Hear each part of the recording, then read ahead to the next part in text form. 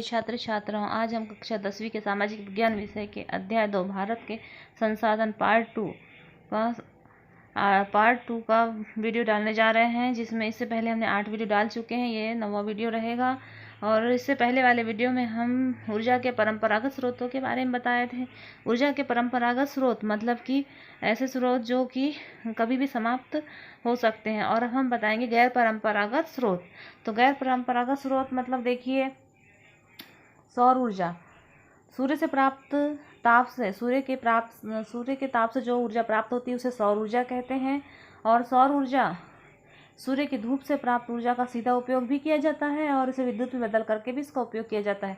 देखिए, सौर ऊर्जा के उपयोग देखिए, पानी को गर्म करने, भोजन पकाने और जगह को गर्म करने, वस्तु को सुखाने और पानी को शुद्ध करने और फसलों को पकाने और प्रकाश और मशीनों के संचालन में सौर ऊर्जा का उपयोग किया जाता है। सौर तापीय ऊर्जा संग्रहकों और रिसीवरों के माध्यम से प्राप्त की जाती है, और जबकि सौर ऊर्जा को बिजली के रूप में भी प्रयोग किया जाता है। इसी प्रकार आज देश के 96% मेगावाट ऊर्जा 9,80,000 से अधिक और बिजली उत्पादन इकाई देश में स्थापित की जा चुकी है। ये है तो आपकी सौर ऊर्जा। उसी प्रकार से आती है पवन ऊर्जा। पवन ऊर्जा बहती हुई हवा की गति से जो ऊर्जा प्राप्त होती है उसे पवन ऊर्जा कहा जाता है। और पवन ऊर्जा में पवन की गति का उपयोग कृषि कार्यों और परिवहन में और मनुष्य बहुत पहले से करता आया है। और वर्तमान में पवन ऊर्जा का उपयोग पवन चक्कियों के द्वारा भूगर्भ में जल निकालने के लिए भी किया जाता है। भारत में पवन ऊर्जा की कुल संभावनाएं 45,000 मेगावाट आंकी गई। वर्तमान में इसे 1340 मेगावाट विद्युत उत्पादन करने की क्षमता रखती है। दक्षिण भारत में तमिलनाडु और केरल और पश्चिम में गुजरात के अनेक क्षेत्रों में पवन ऊर्जा के क्षेत्र स्थापित किए गए हैं। यह है पवन ऊर्जा। फिर आती है बायोगैस ऊर्जा। कृषि, वन, पशु और उद्योग और अन्य अपशिष्ट से ऊर्जा प्राप्त होना ही बायोगैस ऊर्जा कहलाती है। जैसे कि पशु है, वन है, और पशुओं के द्वारा मलमूत्र के द्वारा जो अपशिष्ट के द्वारा जो ऊर्जा उत्पन्न की जाती है उसे ही बायोगैस ऊर्जा कहा जाता है।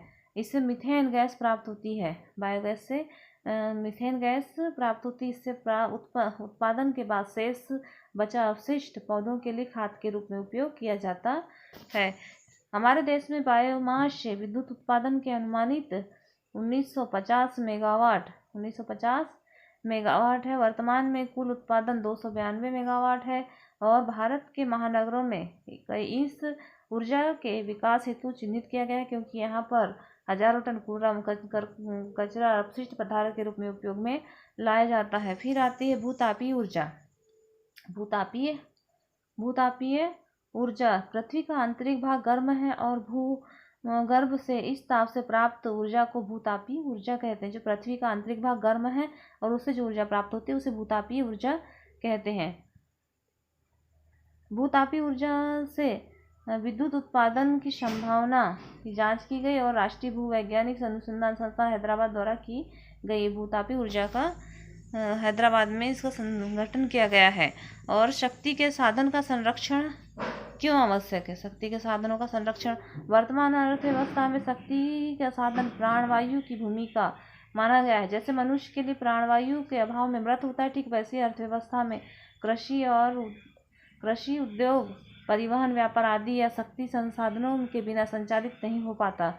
अतः देश में उपलब्ध शक्ति के संसाधन का संरक्षण आवश्यक है। इससे मानव की शक्ति संबंधित आवश्यकताओं की पूर्ति और सदैव रही। शक्ति के संसाधन का समुचित उपयोग हो। शक्ति के स्रोतों से भविष्य में जो ऊर्जा मिलती है उसे ही शक्ति के संसाधन से पर्याप्त प्रदूषण न हो।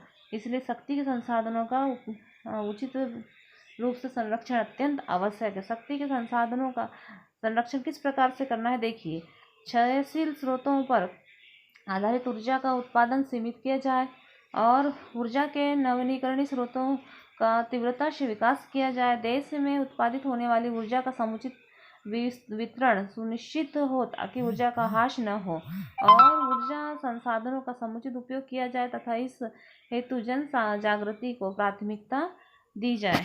इस प्रकार से और प्रदूषण रहित ऊर्जा स्रोतों से ऊर्जा उत्पादन विकसित किया जाए। शक्ति संसाधन व्यक्तिक आवश्यकता की पूर्ति के साधन मात्र नहीं वरन चहुमुखी समृद्धि का भी आधार है। इस प्रकार हमने इस अध्याय का अध्ययन किया। अब देखिए इसके प्रश्न उत्तर। भारत में सर्वाधिक रबर का उत्पादन कहाँ होता है? तो भारत में सर्वाधिक रबर का उत्पादन केरल में होता है। नीली क्रांति का संबंध कैसे है? तो मत्स्य उत्पादन से है। अपन ने इसका भी अध्ययन किया। तो लौह अयस्क का प्रकार है, तो लौह अयस्क का प्रकार नहीं है बोल रहा है, तो है में हेमेटाइट, सैटेराइट और मैग्नेटाइट ये है, और नहीं है में बॉक्साइट। बॉक्साइट लौह अयस्क का प्रकार नहीं है। मध्य प्रदेश किस खनिज उत्पादन में प्रथम स्थान है? तो मध्य प्रदेश हीरा खनिज उत्पादन में प्रथम स्थान है। इसी प्रकार से रिक्त स्थान देखिए। पित्त क्रांति का संबंध किससे है? तो पित्त क्रांति का संबंध तिलहन उत्पादन से है। दुग्ध क्रांति का संबंध, श्वेत क्रांति का संबंध किससे है? तो दुग्ध उत्पादन से है। प्रति हेक्टेयर गेहूं का सर्वाधिक उत्पादन किस राज्य में होता है? तो सर्वाधिक उत्पादन होता है उत्तर प्रदेश राज्य में। सोयाबीन उत्पादन में प्रथम स्थान मध्य प्रदेश का है। इसी प्रकार से आपको सही जोड़ियां देखना है। मक्का में सबसे अधिक मक्का कहाँ होता है? तो अपन ने पढ़े थे, सर्वाधिक मक्का उत्तर प्रदेश में होता है। चाय सर्वाधिक कहाँ होती है? तो चाय असम में होती है। कपास का उत्पादन महाराष्ट्र में होता है। चावल पश्चिमी बंगाल में होता है, और तंबाकू आंध्र प्रदेश में होता है। ये हमने जब फसलों के बारे में पढ़ा था तो आपको विस्तार से बताया गया था। इसी प्रकार सारे प्रश्न, लघु उत्तरी के प्रश्न और दीर्घ उत्तरी के प्रश्न, जब हमने आपको सारे वीडियो बताए तो उसी समय प्रश्नों को भी टिक करवाए हैं। तो आप अपने उत्तर पुस्तिका में सारे प्रश्नों को नोट कीजिए, और उसके बाद में एक दिन आपका टेस्ट भी होगा, तो आप टेस्ट में भी भाग लीजिएगा। ये सारे प्रश्न हैं। सिर्फ एक ही प्रश्न का उत्तर आपको नहीं बताया गया था। छोटे नागपुर का पठार को विश्व का खनिज आश्चर्य क्यों कहते हैं? तो इसका क्वेश्चन का आंसर आपको आगे PDF में मिल जाएगा। छोटे नागपुर के पठार को विश्व का खनिज आश्चर्य क्यों कहते हैं, समझाइए। ये प्रश्न है और IMP क्वेश्चन है ये। तो भारत में खनिज संपदा का सुरक्षित भंडार है, और हमारे देश में प्राय सभी प्रकार के खनिज पदार्थ पाए जाते हैं। छोटे नागपुर का पठार खनिज पदार्थों की पुष्टि करता है, पुष्टि से इतना धनी है कि उसे विश्व का खनिज आश्चर्य कहते हैं। ये क्वेश्चन भी IMP क्वेश्चन है, आप लोगों को सभी को तैयार करना है। इस प्रकार से आपका ये पार्ट कंप्लीट हुआ। आप इसके पूरे नोट्स, पूरे क्वेश्चनों के आंसर अपने उत्तर पुस्तिका में नोट कर लीजिए, और सारे क्वेश्चनों को तैयार कीजिए जो आपको हमने पहले से बताते आए हैं। सारे क्वेश्चन आप तैयार कर लीजिए, और एक दिन इसका टेस्ट भी लिया जाएगा।